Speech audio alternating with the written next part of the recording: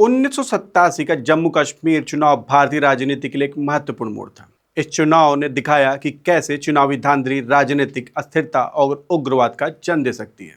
जम्मू कश्मीर की जटिल राजनीतिक, सामाजिक और आर्थिक समस्याओं का समाधान खोजने के लिए एक मजबूत और पारदर्शी राजनीतिक ढांचे की आवश्यकता थी। 1980 के दशक में जम्मू कश्मीर के राजनीतिक संकट के दौर से गुजर रहा था।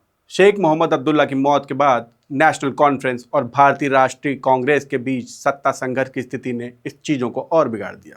1984 में अब्दुल्ला के निधन के बाद उनके वफादारों ने एक जनमत संग्रह मोर्चा बनाया।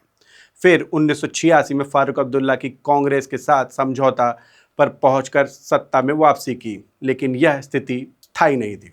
1987 में चुनाव के बाद जम्मू कश्मीर में मुस्लिम यूनाइटेड फ्रंट का गठन हुआ, जिसका उद्देश्य स्थायी लोगों की समस्याओं को उठाना और एनसी कांग्रेस गठबंधन के खिलाफ आवाज उठाना था।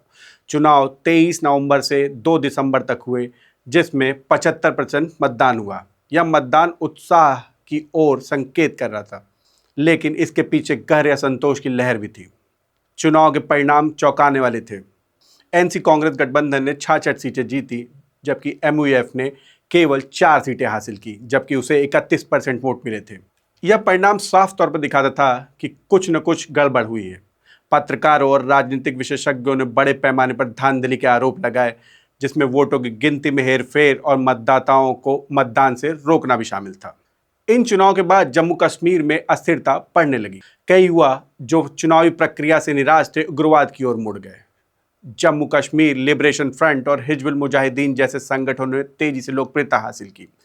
यह ऐसा दौर था जब लोग अपने हक के लिए सड़कों पर उतर आए और हिंसा का सिलसिला शुरू हो गया।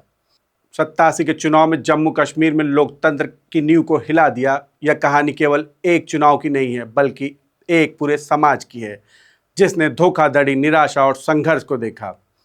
इससे यह स्पष्ट होता है कि चुनावी प्रक्रिया की पारदर्शिता, ईमानदारी कितनी महत्वपूर्ण होती है, खासकर बात जब इतनी संवेदनशील हो। यह चुनाव न केवल जम्मू कश्मीर के लिए बल्कि संपूर्ण भारत के लिए चेतावनी है कि लोकतंत्र की रक्षा कितनी जरूरी है।